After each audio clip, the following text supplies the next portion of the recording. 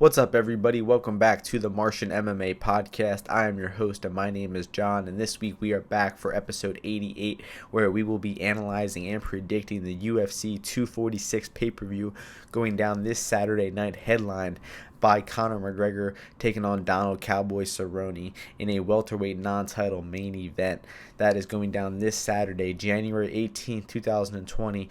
The first three fights kick off at 6:15 p.m. on UFC Fight Pass and ESPN Plus, with the four prelim fights on ESPN, the TV channel, at 8 p.m., and the main card featuring 5 fights starting on pay-per-view on ESPN Plus at 10 p.m. Eastern Time. This is the first UFC event and first Martian MMA podcast of 2020, so I just want to welcome everyone to the new year, new decade. A little bit sick this week, so you might hear a little bit of raspiness in my voice, but I'll try to stay hydrated throughout the podcast and just keep it going because we got really good fights this week. Some really close matchups. I actually made a tweet about this earlier in the week, but 8 of the favorites on this card are under minus 150, so 8 of the favorites have less than a 60% chance of winning. So that means all 8 of those fights could realistically go either way. We have 4 heavier favorites that are, some of them might have some competitive fights in there as well, but 8 fights that are in the minus 150 plus 130 range. So there are a ton of good fights to bet on this card. I've honestly had some trouble finding good spots in this card. I mean, there are a few lines that I like, a few money lines, but for the most part, I think there's going to be a lot of live betting opportunities and maybe a lot of passes on this card. Just hard fights to predict that I just can't make an accurate enough prediction, and you just got to pass sometimes. So we're going to start things off, though, in the women's flyweight division, where we have Sabina Mazo, who is 7-1, taking on Aldrich, who is 8-3. The opening betting line for this one was Aldrich, the minus 145 favorite, to Mazo plus 115. While right now we are seeing a near pick'em at Mazo, the slight favorite, minus 115, Aldrich minus 105. So more action coming in Mazo's way. Although there is two-way action coming in this fight, this is one of the first pick'em fights that we have, near pick'em, and it's a really close fight. I understand why it is, why there's action coming in on Mazo. She definitely had the more hype coming into the UFC of the two, coming off a couple nice head kick knockouts, but then ran into Mariam Miraz in her first fight. Really struggled with Miraz's clinch game, got taken down and kept on her back by Miraz in that fight, and really just had a very weak performance in her debut. Luckily bounced back last fight against Shayna Dobson. Ended up hurting her with a body kick really early in that fight, but then wasn't able to finish her and just soundly outstruck her for the rest of the fight. She actually got her own takedowns and worked her ground game a little bit, so it was a good showcase fight for Mazo. Dobson is not a good opponent at all, but at least she got her feet wet in the UFC, got herself comfortable, and got a win under her belt. Aldrich in her last fight looked very good as well, versus Laura Mueller. She won round 1 of that fight, lost round 2, I think, and then came back strong in round 3 and won decisively. She's got some pretty crisp boxing. I'm actually impressed with her boxing. She's southpaw. She can pressure you pretty well, and she's got good combination punches. Really impressed with her technique when throwing punches. So, and she was even beating Maycee Barber a little bit before getting eventually wilting in the second round and getting TKO'd in that fight. But I think Aldrich is the more well-rounded of the two. I think that her boxing will be the difference in this fight. I could see Mazo getting her kicking game going, throwing some body kicks and head kicks and using her range, because she is the much taller, longer fighter. And if she can use her reach, her long kicks, and maybe her straight punches, I could see her beating Aldrich. But the more realistic possibility, I think, is Aldrich is the one pressuring. She is the one getting into boxing range. She's getting her punches landing, and maybe even mixing in a clinch game or takedown. Aldrich landed a takedown versus Mueller in her last fight, and Mazo really struggles off her back. So I'm going with the more well-rounded fighter, Aldrich. I think she's beaten the better competition, and I think she's coming from a little bit better of a camp. I think that Aldrich's coaches, I believe Trevor Whitman is a coach. I could be wrong about that. And I think that she'll come in with the right game plan, because I think Mazo is I think her game plan is pretty easy to see. You just got to pressure her. She's not really good off of her back foot, and she's going to struggle in boxing range. So I think it's a good matchup for Aldrich. Not betting this one yet. Maybe if we get a plus money next to Aldrich's name, I'll look into it, but it's a really close fight, and I really could see Mazo getting her kicking game going and winning this decision, but I'm siding with Aldrich here, and no bet so far. The next fight takes place in the bantamweight division. We have Osbourne, who is 8-2, taking on Brian Kelleher, who is 19-10. The opening betting line for this one was Osbourne, the -145 favorite, to Kelleher +115. Right now, we are seeing Osbourne -145, Kelleher +125. So Osbourne making his UFC debut here. He's coming in as the favorite, and people are actually betting him as the favorite still. I really don't get it, honestly. I was kind of underwhelmed with what I saw from him on tape. And in full disclosure, I'm not really too high on Brian Kelleher either. I was actually kind of unimpressed with his footage when I was going back and watching it. He actually didn't fight, I believe, all last year. Maybe only had one fight and got submitted by Montel Jackson. Yeah, that was actually at the end of 2018, so he had no fights all 2019. Went back and watched his footage, and like I said, I was also a little underwhelmed. I mean, he had a nice victory over Stasiak, and he finished him in the third round. A nice victory over the ghost of Renan Barão a couple years back. But he actually had a panic tap submission to Marlon Vera in his UFC debut.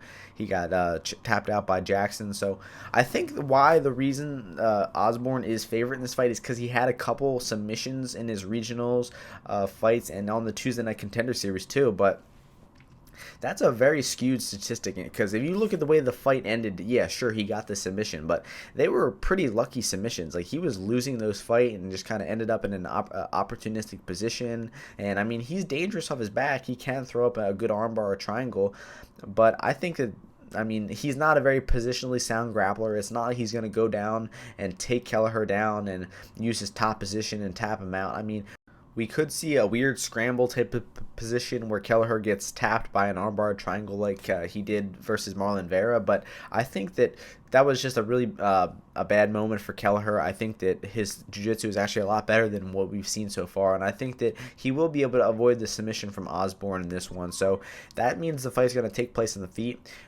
Kelleher is an orthodox boxer. He doesn't really have too much diversity in his striking, I guess you could say. It's pretty much just punches that you're getting from Kelleher. And Osbourne's striking, it has not really impressed me at all. I mean, his defense seems pretty bad. It doesn't seem like he thinks about defense at all. It seems like he's entirely offensive-minded on the feet. He's a southpaw, and he wings punches and kicks a lot, but it just seems like he's not prepared for punches coming back his way at all. He pulls his head back in a straight line, the tall man's defense, and I think that Kelleher could honestly do some damage on the feet, possibly even knock out Osbourne, because he really has no striking defense, no concept of boxing defense, and Kelleher throws some pretty hard punches. So I'm actually siding with Kelleher as the dog in this one. There's not much footage of Osbourne out there. I think there's only like 2 or 3 of his fights, and Kelleher is coming off that long layoff, so it's a hard fight to predict. I wouldn't go crazy betting on Kelleher if he was a little more reliable and we had a little more footage, recent footage of both of these guys. I would be tempted to bet more on Kelleher, but I'd say that the plus money on Kelleher is worth a 1-unit bet. If he keeps going up, maybe you could start thinking about that 1.5 units, 2 units, but I don't think Kelleher can be trusted that much. So I think that 1-unit bet on him at around plus 125 is a solid bet, and I'm actually going to pick Kelleher to win this one. Let's go by knockout, because I think that Osbourne's striking defense is really bad, and he's going to pay for it in this one. The next fight takes place in the light heavyweight division. We have Alexa Camur, who is 5-0, taking on Justin Ledet, who is 9-2. The opening betting line for this one was Ledet -170 to Camur +140. Right now we are seeing Camur -120 to Ledet +100. So the lines have flipped. So Alexa Camur is coming in here making his UFC debut. He's fresh off a win on the Tuesday Night Contender Series. It was a nice flying knee knockout victory in that one. And he only has 5 fights though, so he's got some pretty limited pro experience. And Ledet is only 9-2, but at least we've seen him get some wins in the UFC. We've seen him fight the full 15 minutes before, get some decision victories. His win against Zhu Anua was actually a pretty decent win.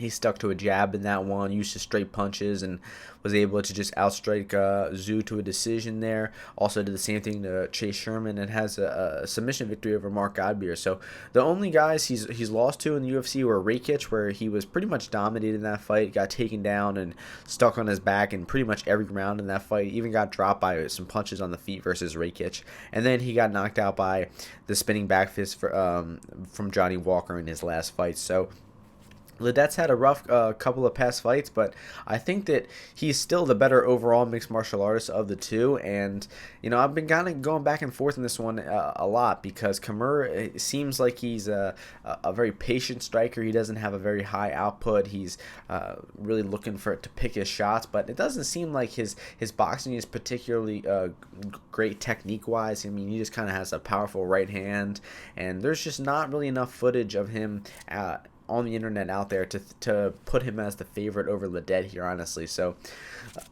going back and forth all week, early in the week I was thinking Camur would just kind of go in there and would swarm Ledet.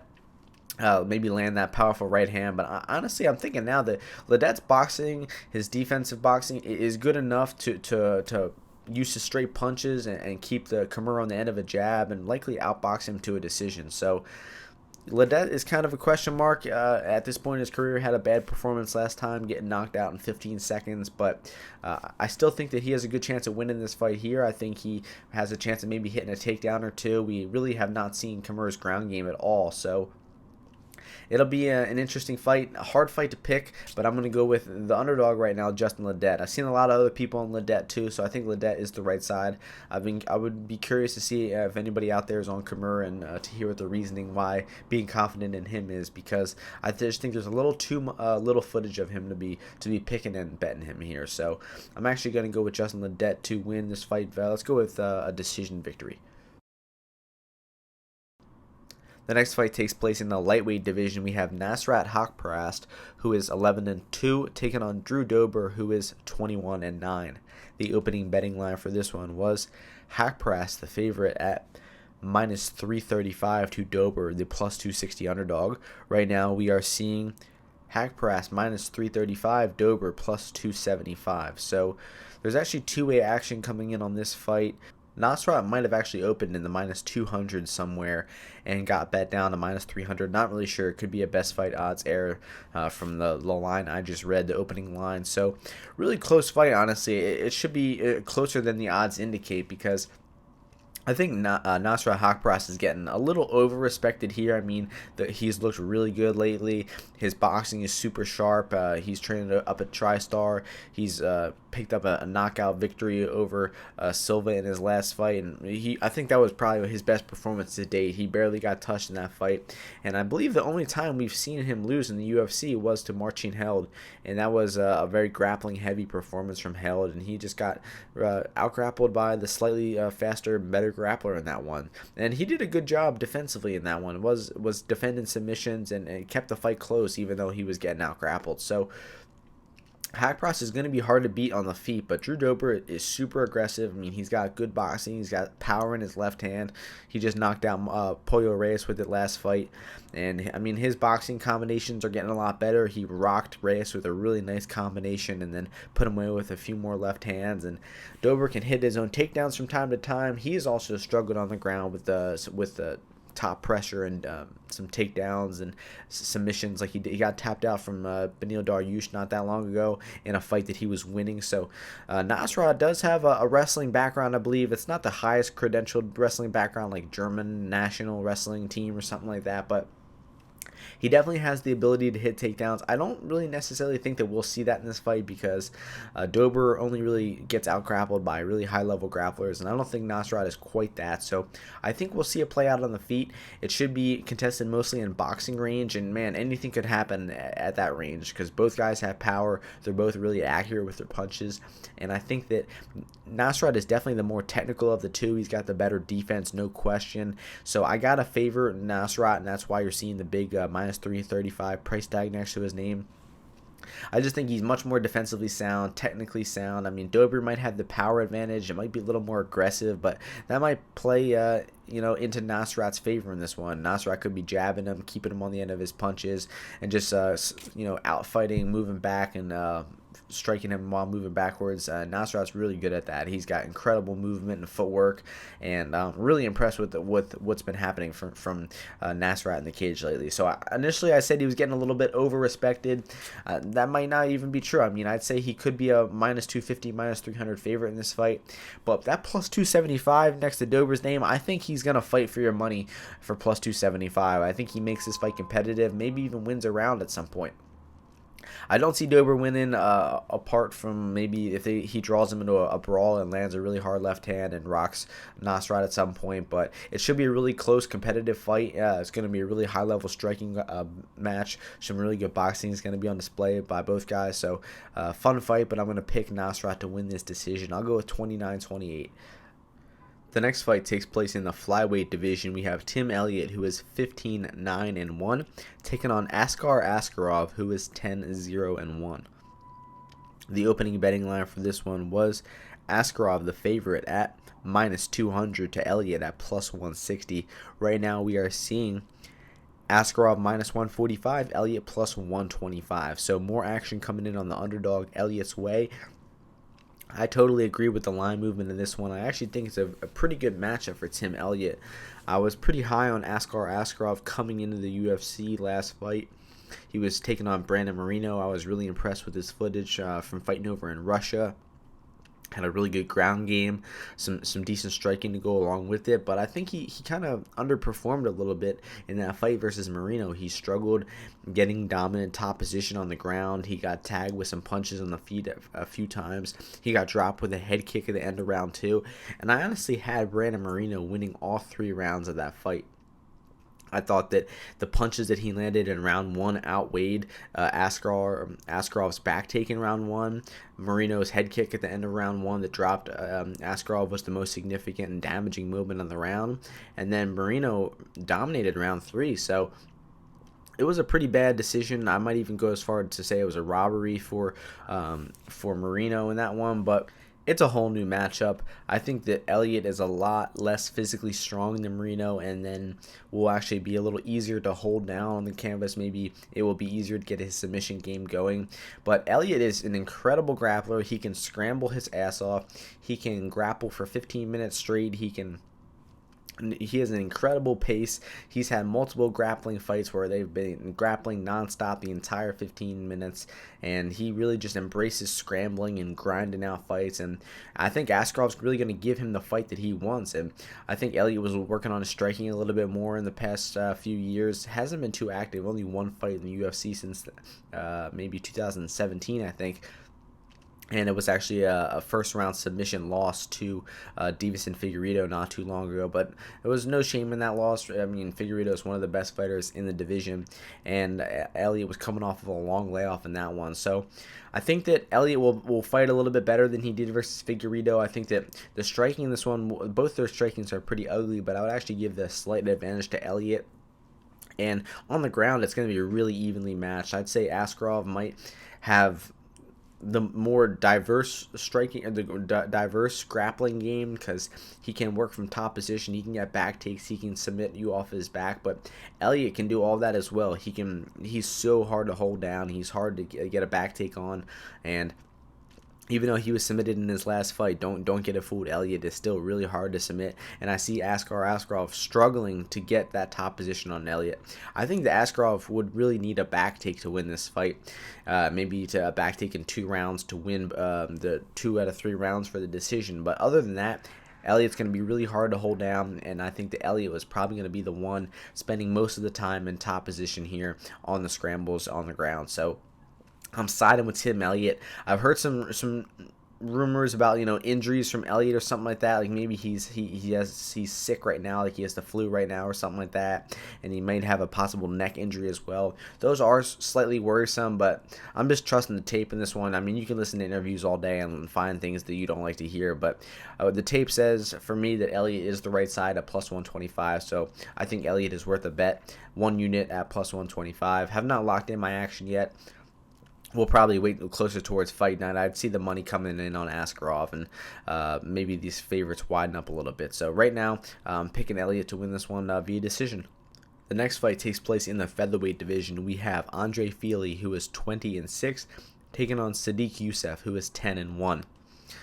The opening betting line for this one was Yusuf, the favorite, at -195 to Fili, the +170 underdog. Right now, we are seeing Yusuf minus 145 to Fili plus 125. So more action coming in on the dog Andre Fili's way, although there is two-way action coming in on this fight. Man, what an insane fight between these two. Probably my favorite fight on the card, favorite matchup of the entire card. It's going to be a wicked striking battle between these two. Sodiq Yusuff is undefeated in the UFC so far, only one loss in his pro career, and he's looked really good. I mean, he's had some underperforming fights. I think that the Suman Mokhtarian knockout was, a very easy knockout. He was a 10-1 favorite in that fight, and Suman does not deserve to be in the UFC.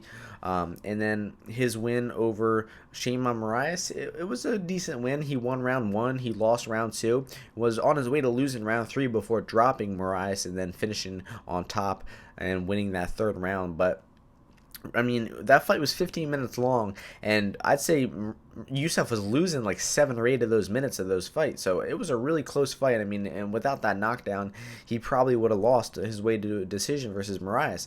And then look at the way Andre Fili dealt with Sheymon Moraes. I mean, knocked him out in the first round, rocked him with a straight right hand, a head kick, and then put him away with another right hand, first round knockout. So, just looking at the MMA math between the two, Yusuf had a struggle with Moraes, had a tough, close decision, while Fili knocked him out in the first round. Now, I think that Fili has a lot of things going for him in this matchup. I am siding with Andre Fili. He's, full disclosure, a little bit of a disclaimer, Andre Fili is one of my favorite fighters right now in the entire roster. I mean, the improvements this guy has made over the past few fights are incredible, and I mean, he just fights with swag. He's got really great striking. He throws head kicks better than most of the fighters in the UFC. One of the best head kickers in the entire UFC, and he's landed them on a lot of his recent opponents. I mean, Michael Johnson, he landed a few good ones on him. Obviously, he rocked Sheymon Moraes with that, and Andre Fili also has a decent wrestling game to mix things up. I mean, he can hit takedowns. He can shoot takedowns when you overextend on punches.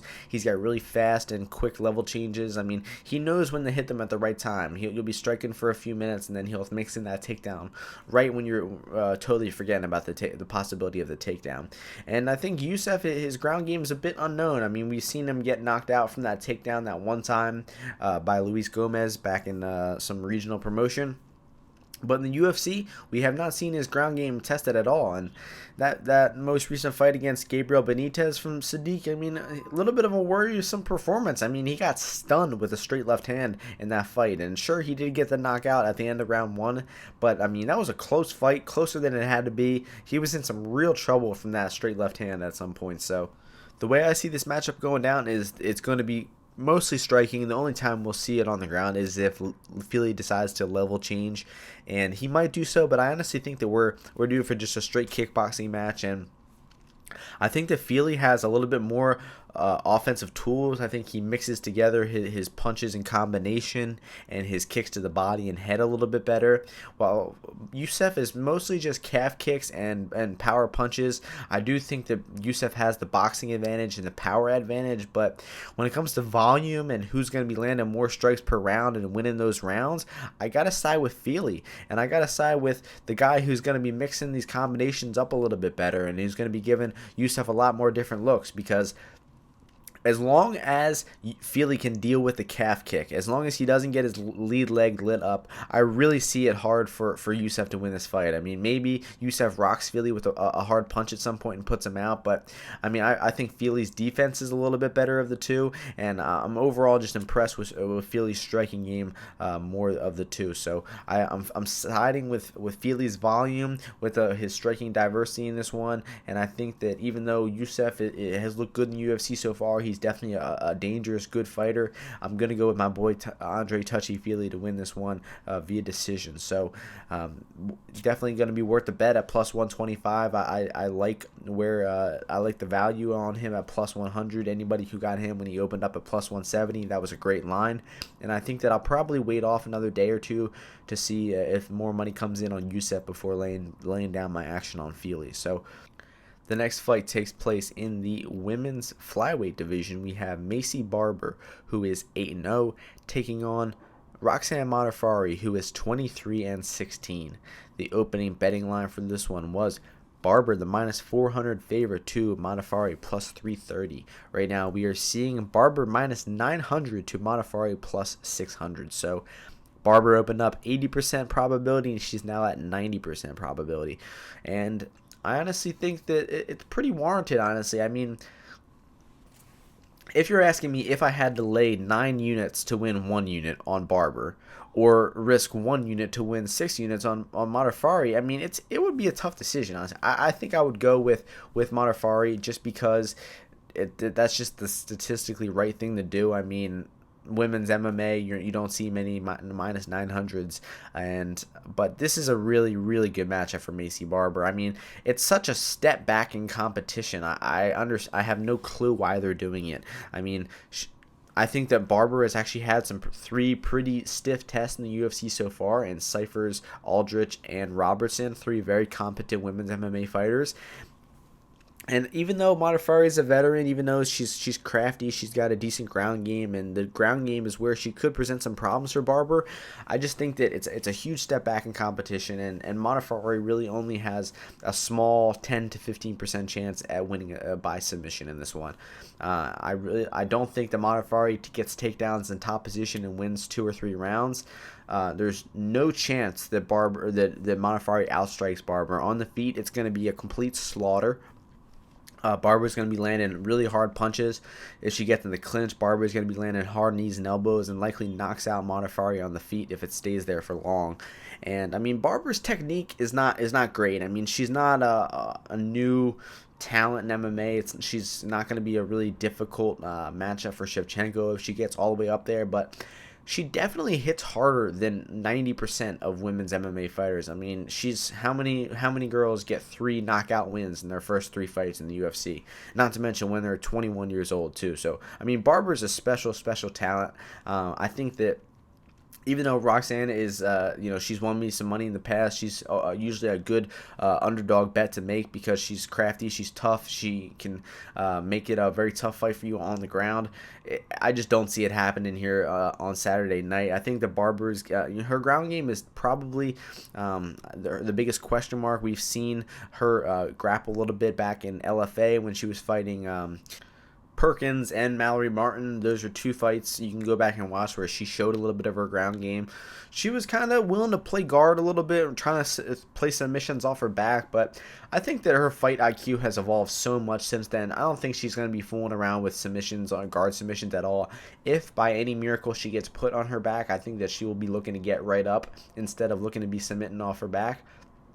And, pending any crazy early takedown, back take, submission from Modafferi pulling off this huge upset, I think Barber will likely steamroll here. I think that she probably knocks out Modafferi in round 2. Round 2 has been Barber's round so far. I think she's gotten most of her knockouts in that round. I think the last one was in round 1 versus Robertson. She just got her out of there quick, and it could look a lot like that because I mean, Robertson is a good grappler for the women's division. She's got heavy top pressure. She submitted some decent women's fighters, and she didn't even come close to a takedown. I mean, she was desperately grabbing at legs, and Barber was just butchering her with punches and knees and elbows. And I just don't think that Modafferi has the wrestling credentials to get this fight to the floor, to keep top position, and to submit Barber. So other than that, it's going to be kind of an ugly fight, I imagine. I think that Barber probably cuts up Modafferi and puts some real good damage on her and eventually gets that knockout. So the pick is going to be Barber by 2nd round TKO. The first fight on the main card is in the lightweight division. We have Anthony Pettis, who is 22-9, taking on Carlos Diego Ferreira, who is 16-2.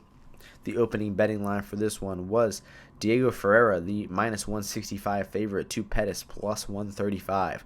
Right now we are seeing Ferreira minus 230 to Pettis plus 190. So the more action coming in on the favorite in this one, and very, very warranted in my opinion. I mean, Carlos Diego Ferreira is incredible. I mean, this guy has impressed me so much over his past few fights. I mean, he's really grown into one of my favorite fighters, and for a few reasons. I think the biggest reason would be, I mean, his takedown defense, his cardio. I mean, there's a lot of shit to like about this guy, honestly. I mean, the thing that really started putting him on the map for me was his takedown defense versus Khabilov. It was some of the best takedown defense I've ever seen. He was not only stuffing the takedowns, but he was putting the Sambo master in very threatening positions. He was the one getting the crucifix, and he was the one threatening with submissions. I mean, he's a third-degree black belt on the ground, and it shows. He's got takedown defense, submissions, and his striking is getting vastly better too. I mean, a lot of people will point at that brief little moment he had where he got stung by Kyle Nelson a year or two back, but that fight versus Maribek-Taisimov, he put on a striking clinic versus him. I mean, he was jabbing from southpaw and from orthodox. He was throwing front kicks. He was throwing body kicks, head kicks. I mean, his punches were on point. His pace, his pressure. He was walking Maribek-Taisimov down for the last 2 rounds and just beating him to a pulp. I mean, I think he landed 160 significant strikes in that fight, and 79 of the significant strikes were in the 3rd round. 79 strikes in the 3rd round. And this was in Abu Dhabi when the arena was literally 99 degrees Fahrenheit at the time of the fight. So, I mean, Carlos Diego Ferreira's cardio is on another level. His pace and his pressure are really, really like breaking down the fighters that he's facing. He's on a 5-fight win streak, and I mean, you guys can tell that I'm obviously picking him in this fight. Now, all due respect to Anthony Pettis, but man, Pettis has had problems for a while with guys who pressure, with guys who put him on the back foot, who don't give him space to kick. And I mean, Pettis in his last couple fights, I mean, he looked pretty rough in my opinion. I mean, he looked really bad versus Nate Diaz. Let's start that off. He did get that knockout victory over Wonderboy Thompson, that crazy come from behind flying Superman punch knockout, crazy knockout, but as close to a fluke as you'll get in MMA. And then he took a beating versus Tony Ferguson not too long ago. So his past 3 fights, I mean, he's taken a lot of damage. He was getting outstruck by all 3 of those guys. He got taken down and outgrappled by Nate Diaz. He almost got finished by Nate Diaz in round 3 there. So I think that this is a nightmare matchup for Pettis. I think that Ferreira is going to be walking him down on the feet, pressuring him, outboxing him. And I think that if Pettis attempts takedowns, he will fail miserably. I think that the really only chance Pettis has of winning this fight is getting his kicking game going. And I feel like we say this every time Pettis fights. Like, that was the plan versus Diaz. Hey, if he kicks him, he wins. But, I mean, he just does not game plan well for fights. It seems like his coach, Duke Rufus, does not do a great job game planning for Pettis at all. And unless Pettis, maybe hits a sweet spot with one of his body kicks or head kicks like he did against Michael Chiesa not too long ago, I think that he's in for a rough night at the office, possibly even getting knocked out in that 2nd and 3rd round. So the minus 230 price on CDF is completely warranted. There's value on minus 230. I would honestly cap him closer to minus 300, minus 400. So I'm riding with my boy Carlos Diego Ferreira in this one. And the tape backs it up. I'm really impressed with everything I've seen from him. And minus 230 is honestly worth a bet for me. So the pick is Ferreira to win this one. Let's go by 3rd round TKO. The next fight takes place in the women's strawweight division. We have Claudia Gadelha, who is 17-4, taking on Alexa Grasso, who is 11-3. The opening betting line for this one was Gadelha, the favorite, at minus 190 to Grasso plus 150. Right now we are seeing Gadelha minus 115 to Grasso minus 105. So much more action coming in on the underdog Alexa Grasso, and I'm not that surprised. I'm surprised at where the line is sitting now and your pick'em. I'm not totally surprised about people betting Grasso plus 150 because that's a good number in my opinion. This is a very basic fight to break down. It really depends on Claudia Gadelha's takedowns versus Alexa Grasso's takedown defense and her get-ups, because on the feet, Grasso is no question a better striker. On the ground, Gadelha is no question a better grappler. And I think that Grasso has a slight chance at maybe getting off of her back, getting up from the ground, and getting back to her feet if she's taken down. But there's only been one other woman who has a similar style to Grasso that has been able to beat Gadelha, and that is Nina Ansaroff. Because the only Joanna Jacek beat her twice, elite level takedown defense and elite level striking, and then Andrade beater who could compete with her on the ground and physicality wise. But the only striker who has ever beat Gadelha besides Joanna is Ansarov, and Ansarov was able to stuff 9 takedowns in that fight. Was only taken down twice, and Gadelha really muscles all of her takedowns. She doesn't have clean wrestling technique. She just uses pure strength to just rip you to the floor, and that's why she gasses out a lot in her fights, because she uses so much energy and power to get the fight to the floor and not enough technique. And in Gadelha's last fight versus Randa Marcos, it was a bit of a head-scratcher performance. She only landed 40 significant strikes. She won all 3 rounds. She didn't attempt any takedowns. It was just like a walk-in-the-park type of fight for her. She wanted to control her cardio and make sure she didn't gas out and didn't grapple much. And I mean, it was a decent win for her, but you don't really know much about how she's going to perform here. Gadelha was able to take down Grasso was able to take down Esparza a few times, and was able to beat Esparza, and then Esparza went on and beat Grasso last fight too. So it's a really, really close fight. It all depends on Grasso's takedown defense. I mean, if her takedown defense is game, and I think it should be, because she's been steadily improving it. She trains really specifically for her opponents, and she's fighting 2 grapplers back to back now. I mean, my heart is telling me to pick Grasso in this one. I think that she does have the takedown defense and the physicality to avoid the takedown, to get up off of her back, and to outstrike Gadelha on the feet. But my brain is telling me to go with Gadelha to get the takedowns, because realistically she can only need 2 takedowns to win the fight. 1 takedown in round 1, 1 takedown in round 2, and Grasso has been tapped out before. She got tapped out by Suarez in round 1. So, and if the fight stays on the feet, I can see Grasso doing enough damage to possibly knock out Gadelha. So a bet that has crossed my mind in this fight is the fight does not go the distance. You're going to get some pretty good odds, maybe 2-1 on this one, because it's a women's fight. Plus 200 on fight doesn't go to decision. I think that we could see a finish from either woman in this one. A submission from Gadelha, maybe even a TKO from Grasso. So I like Grasso's chancing at winning this fight, but I will not pre-fight bet her. The move for this fight, I think, would be to pre-fight bet Gadelha money line, and then during round 1, or maybe after round 1, if Grasso avoids the takedown, stays on her feet, then look to live bet Grasso, because if Gadelha is not imminent with the takedowns, if she does not get those takedowns early, I think that Grasso wins. Grasso is going to be landing hard punches on Gadelha. She's going to be busting up her nose. Gadelha's head is so big, and she doesn't move her head at all. She just stays there and gets lit up with punches. Terrible defense.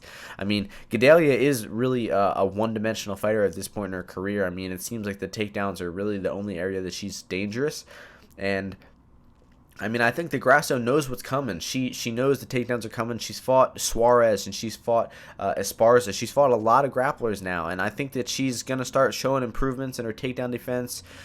She did a good job at securing full guard versus Esparza and using her feet to push off on the hips and get back up. It's just that initial layer of takedown defense is not as good. So,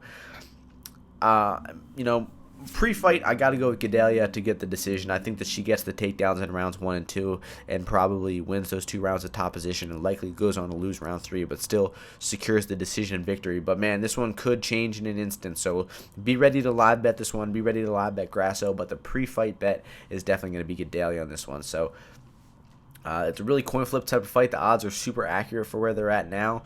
I'd say the value is on Gadelha. She opened minus 190 all the way down to minus 115, so you're getting a good price on her. So the pick is going to be Gadelha by decision, but look to live bet Grasso on this one.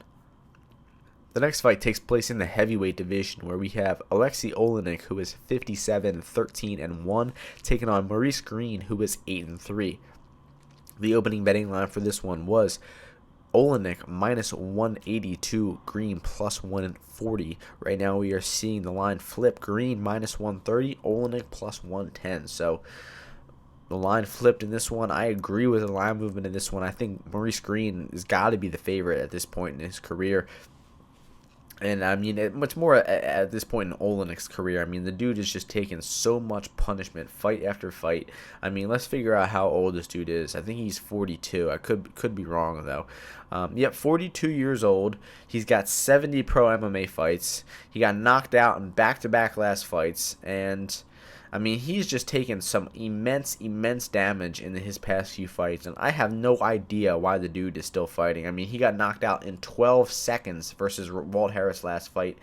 That Overeem fight was longer. It was 4 minutes and 30 seconds or something like that, but I mean, he took so much damage. I mean, he ate 30 knees to the face in that fight from Overeem. And, I mean, I honestly think that Oleinik is probably fighting for a paycheck at this point in his career. I mean, if he was at any other weight class besides heavyweight, he would be gone years ago. It's just this terrible heavyweight division we have to deal with. And, I mean, Maurice Greene is not a world beater of his own right. I mean, he's decently well-rounded. He can stuff a takedown. He can hit a submission off his back. He's got some decent striking, good straight punches, can throw some pretty decent kicks. And he was on a sneaky 3-fight win streak before getting knocked out by Pavlovich in his last fight. But I mean, his striking is not, world beating. He's not even going to have that much of an advantage over Oleinik in this one. It's more of a slight advantage. I mean, he's going to have a massive speed advantage. He's going to be the much taller fighter. It's going to be hard for Oleinik to touch the chin of Greene, but Greene is a little bit of a defensive liability at times. I mean, he can get tagged by punches. He got rocked by Hughes by a body punch at one point. He got knocked out by Pavlovich last fight. So, I mean, his defense is not the best. I don't think he's particularly chinny. I just don't think he has great defense. But I think that if you look at the performance he put in against Junior Albini just a few months back, I mean, he's going to look to put on that same type of performance. Use his reach, his jab, his front kicks, his leg kicks to just break down Oleinik, use that massive height and reach advantage he's going to have, and likely knock out Oleinik early in this one. So, I think it's a bit of a risky fight because Oleinik could, touch the chin. Greene's a defensive liability. He could go down at any moment. I mean, Oleinik does swing haymakers still, even though he's got no technique whatsoever. He still throws hard. He even rocked Overeem at one point during their exchanges. So it's not going to be a walk in the park for Greene. I think that we might have a few tense moments. I mean, I don't think that Oleinik has will hit takedowns. I don't think that he's going to get a top position or a dominant position on Greene. He, of course, can hit him with the Ezekiel choke from any angle. But if you look at his last submission win, it was like a takedown and a back take to rear naked choke versus Mark Hunt. I do not see that type of scenario playing out here versus Greene. Greene's going to be a lot harder to take down and has got a lot better defensive grappling than Mark Hunt. So the pick from this one is going to be Greene. I'm going to go with him to get the knockout in round 2. The next fight is the co-main event of the evening. We have Holly Holm, who is 12-5, taking on Raquel Pennington, who is 10-7. The opening betting line for this one was Holm minus 290, Pennington plus 230. Right now we are seeing Holm minus 135 to Pennington plus 115. So way more action coming in on Raquel Pennington in this one. And honestly, it's justified. Whoever set that minus 230 or plus 230 line for Pennington, that was a terrible line, and heavy action has come in on Pennington since then. This is actually a rematch between the two, and it is co-main event of the evening. Just a quick non-fight note, non-analytical note. Putting this fight as co-main event is one of the worst decisions I've ever seen by the UFC. It's going to be a terrible fight. It's going to be super boring. It's going to be probably just like their first fight, which was really boring. And the fans are going to hate it. It's going to put them to sleep before the McGregor fight. And it's just a terrible move all around. So that aside, getting down to the matchup, they did fight before. It was about 4 or 5 years ago, back in UFC 184. I think that was February of 2014. So actually almost 6 years ago. A really long time ago. And one of Holm's first fights in the UFC. She was lighting her up with straight punches on the feet, stuffing takedowns easily, using her kicks, and Holm just out-volumed her every round. Raquel Pennington did land a few nice right hands, but Pennington was just standing right in front of her. She wasn't throwing enough volume, and Holly Holm easily out-kickboxed her and out-volumed her all 3 rounds, winning the fight pretty clearly. So since then, though, I mean, Pennington has gotten a lot better. She's definitely had a lot more experience since then. She's added some layers to her game. I just haven't seen enough additions to her game to think that she's going to win this fight. I mean, I don't see any reason why Holm can't do the same thing that she did the first time. Pennington's takedowns are not very good. She got all of her takedowns stuffed by Germaine de Randamie. She tends to shoot them against the cage too, which makes the takedowns a little bit easier to attempt. And the first fight, when Pennington was attempting the takedown, she got nowhere close. I mean, Holly Holm easily stuffed every takedowns, and I think that the fight will play out pretty similar here. I mean, I wanted to pick Raquel. I think she has the more upside at this point in her career, although both of them are kind of at the end of their careers. I just think that Pennington is not going to have the volume enough. She might be going for takedowns. I doubt they'll work this time. And I just got to trust Holmes' cleaner striking technique and better volume to slightly edge this decision. But it's going to be a close decision, probably 2-1, possibly even a split decision. Not expecting a good fight. And I'm going to pick Holly Holm to win this one, 29-28. That brings us to the main event of the evening, a non-title 5-round main event in the welterweight division, where we have Conor McGregor, who is 21-4, taking on Donald Cowboy Cerrone, who is 36-13. The opening betting line for this one was McGregor -160, Cerrone +130. Right now, we are seeing McGregor -350 to Cerrone +290. So heavy action coming in on Conor McGregor. He opened up around a -160 favorite, which means his implied probability is around 61 or 62%.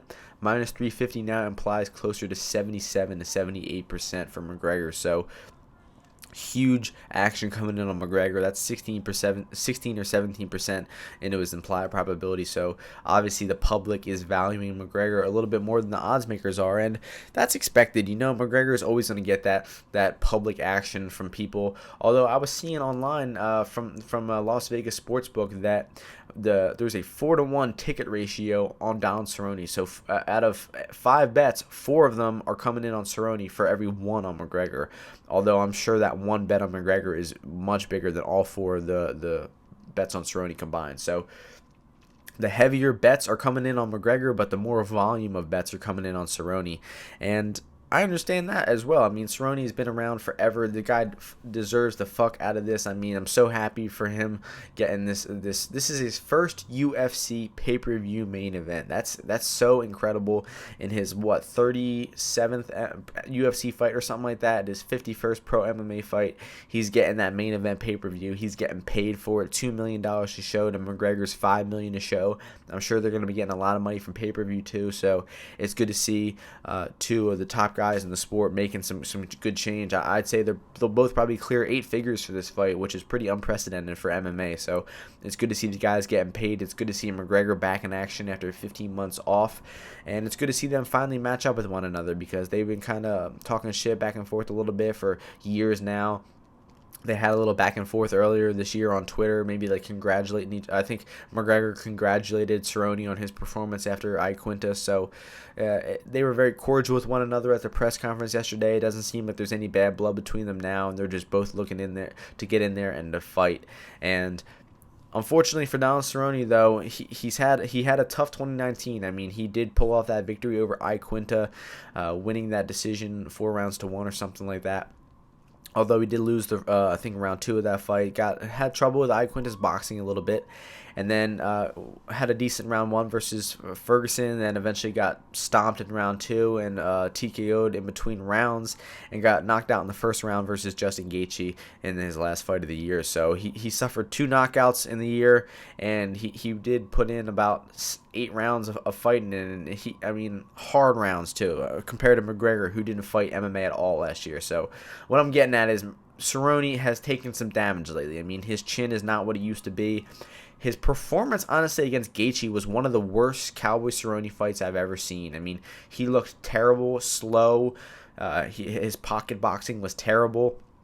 He lost every exchange. He was getting stunned with punches. He was flinching and not having good defense to punches at all. I mean, it was a really ugly performance, and it ended up with him getting knocked out in the first round. A pretty sad performance to watch from Cerrone. So, I mean, I honestly do not think that Cerrone is the same fighter anymore. He did have a little bit of a throwback performance versus Iaquinta not too long ago, but I mean, the decisions aren't there anymore. He's not making smart in-fight decisions. He obviously isn't game planning for fights. He never really has done that, and it just seems that actually, he had that fight with Alexander Hernandez in 2019 too. So he actually had 4 fights in that time frame, 2 wins, 2 losses.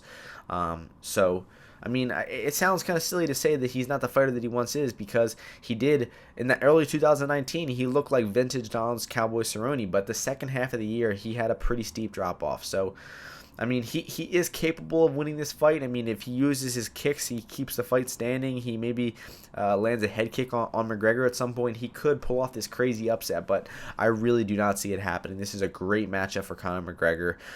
He's got that southpaw boxing that he throws. He counters in combinations, which very few fighters in MMA do. Is he doesn't? Some guys don't counterpunch at all. They can't even understand that. Well, some people counterpunch with one punch. Well, McGregor counters with multiple punch combinations, and that's a really hard skill to master, and very few people have it in MMA. But McGregor's one of them. He was lighting up Eddie Alvarez with combinations. He was doing it versus Nate Diaz in their rematch as well. Of course, he counterpunched Jose Aldo for probably one of the craziest knockouts of all time. And, I mean, McGregor's game is just underrated all around, honestly. I mean, people don't realize how good his boxing and his striking is. People underrate his kicking game. He throws really nice front kicks. He can throw some leg kicks from time to time as well. People underrate his takedown defense, his defensive grappling. I mean, he fought well versus Khabib. I mean, you look at the way Ali Quinta fought, Michael Johnson fought, even Dustin Poirier fought. They fought much, much worse versus Khabib.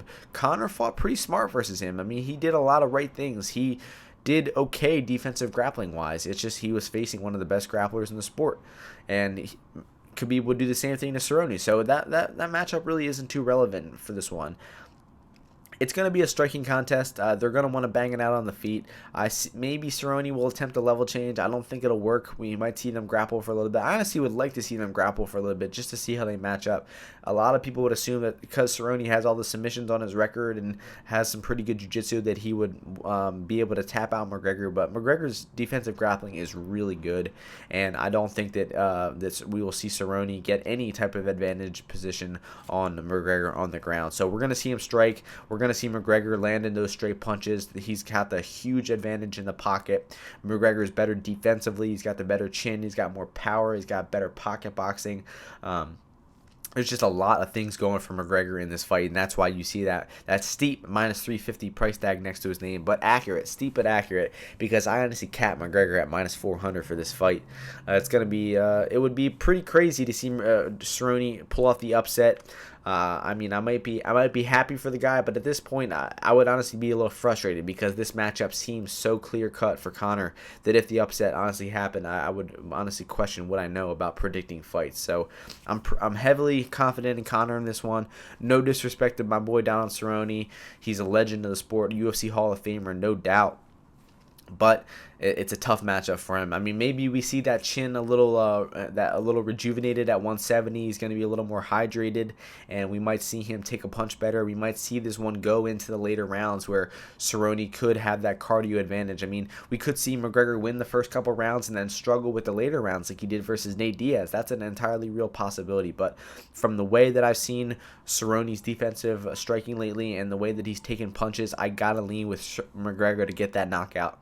I think I see the knockout coming in round 2. Will probably be a little bit of a feeling out process, maybe a knockdown or 2 in round 1, and then he will put the nail in the coffin in round 2 for the knockout. So the official prediction is going to be McGregor to get that second round knockout. Let's go with 1 minute and 37 seconds into the second round to be precise. So that is going to do it for breaking down all 12 of these fights. As I said at the beginning of the podcast, we have some really close fights this week. I'm looking at 8 matchups right now where the favorite is minus 145 or above. So there is no one who, of those 8 fights, the favorite has less than a 60% chance of winning the fight. That means there's great value in the betting lines for this one. We could see 8 of these fights go either way realistically. We could see all 12 of them. I mean, it's MMA. Anything happens. But as far as bets go so far, I have no action on this card at all. I would like to bet Aldrich if she gets the plus money. I will probably lock in 1 unit on Kelleher at plus money, 1 unit on Ledet at plus money. Maybe a half a unit on Dober at his odds currently. 1 unit on Elliot at plus 125. 1 unit on Fili plus 125. Might go 2.3 units on Diego Ferreira. Might even go a little bit more than that on him.